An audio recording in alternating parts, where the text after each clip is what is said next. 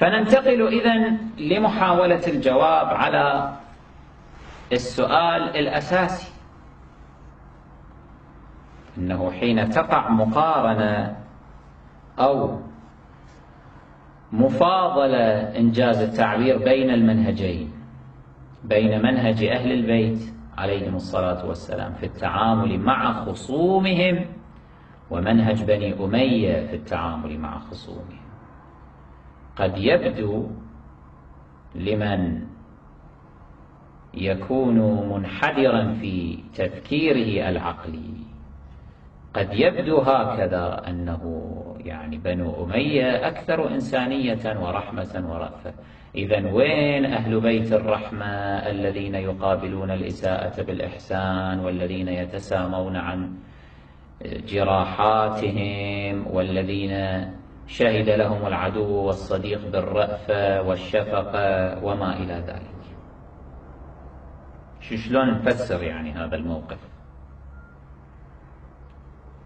الجواب هو هذا، وهذا الجواب الذي يجب أن تنقلوه إلى أولئك الذين إن أحسن الظن فيهم نقول ما فهموا منهج أهل البيت عليهم الصلاة والسلام جيدا، فخلطوا بين أمرين: بين تعامل أهل البيت عليهم الصلاة والسلام مع العوام المخدوعين المغرر بهم، أو الذين هم تحتمل فيهم أن يهتدوا، يحتمل أن تكون فيهم قابلية للهداية.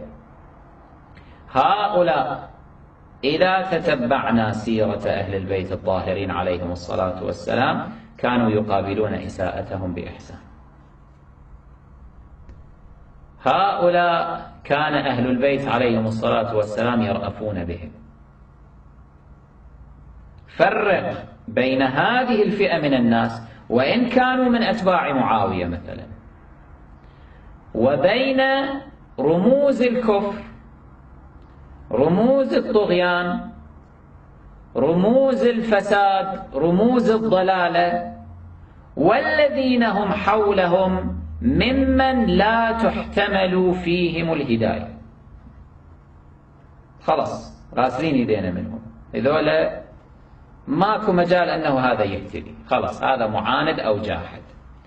هؤلاء كان الأئمة الطاهرون عليهم الصلاة والسلام يعاملونهم بكل غلظة في حياتهم وحتى بعد مماتهم. لو فككنا بين هذين الأمرين أو بين هاتين الفئتين لاتضحت لنا الأمور، وأنه لماذا تعامل أهل البيت عليهم السلام هكذا في بعض المواقف مع بعض الأناس بهذا المستوى من الشفقة والرأفة والرحمة، في حين تعاملوا في مثل هذه المواقف التي ذكرناها لكم بأسلوب فيه نوع من الشدة والحدة، إلى درجة أنه يقول صراحة: أنا إذا أظفر بشيعتك يا معاوية بأصحابك إذا قتلناهم لا نكفنهم ولا نصلي عليهم ولا ندفنهم، إلى درجة أنه أمير المؤمنين عليه السلام يشترط على الناس أنه عثمان لا يصلى عليه، هكذا يرمى هو وجيفته في القبر، ولا يدفن في مقابر المسلمين. ميزوا بين الأمرين. لا شك أنه كثير منكم سمع هذه الرواية أو هذا الموقف من سيد الشهداء عليه الصلاة والسلام، أنه ذات مرة جاء رجل من أهل الشام وجاء إلى الإمام سيد الشهداء عليه السلام أو رآه في المدينة فقال له، فبدأ يسب الإمام، والإمام ما رد عليه وقال شنشنة أعرفها من أخزم: يا عبد الله، إن كنت جائعا لأطعمناك، إن كنت مدينا أعطيناك، إن كنت كذا لكسوناك، وهكذا. وثم الرجل أعجب بأخلاق الإمام عليه السلام، وبعدين قال الله أعلم حيث يجعل رسالته.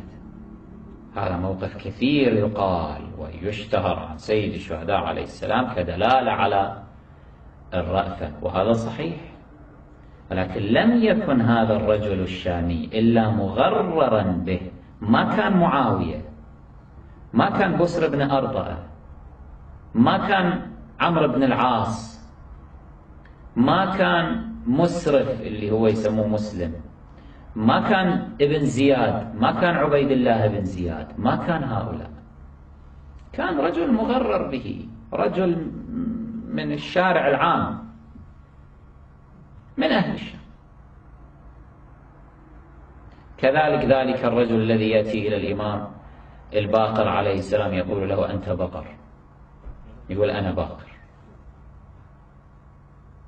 ويبدأ يسب الإمام عليه السلام ويشتم الإمام، فالإمام عليه السلام يجيبه يقول له يا هذا إن كان ما تقوله حقا فأسأل الله أن يغفر لي، وإن كان باطلا فأسأل الله أن يغفر لك.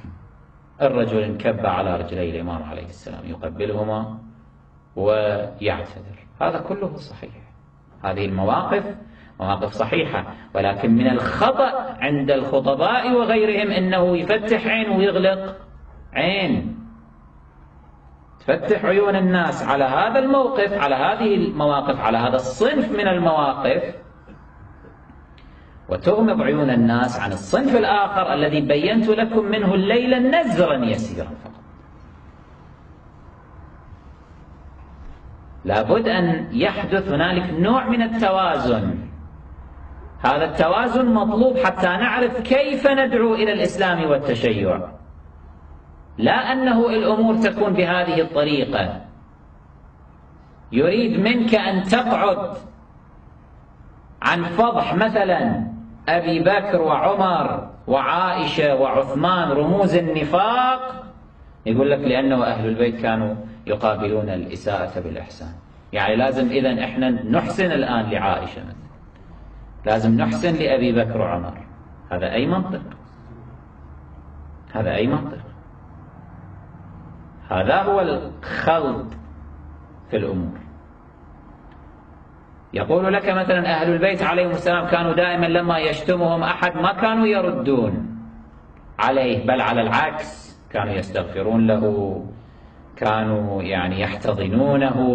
هذه أخلاقهم. فإحنا ليش مثلا نلعن أو ننال أو نهجو أبا بكر وعمر وعثمان، أو ليش نوجه لهم كلمات حادة على المنابر وفي وسائل الإعلام؟ هذا خطأ، هذا مخالف لمنهج أهل البيت. إني أكره لكم أن تكونوا سبابين. بس حافظين هذا الصنف من الروايات مثل الشريط المسجل. فيريد أن يوظف هذا الصنف من الروايات التي كان موضوعه مختلفا عن موضوعنا هذا، يريد أن يوظفه بسياق إقعادك عن مواصلة جهادك في تعرية أئمة الكفر وأئمة النفاق وكشف باطلهم أمام الأمة الإسلامية حتى تبرأ منهم ولا تتبعهم. هذا هو الخطأ الكبير والمأزق القاتل لجهود الدعوة في واقع الأمر. كلا، ما كان أئمتنا عليهم السلام إلا حادين تجاه أئمة الكفر والضلال والنفاق، وبالخصوص هؤلاء الطاغية الأول والثاني والثالث. ما كانوا يتركون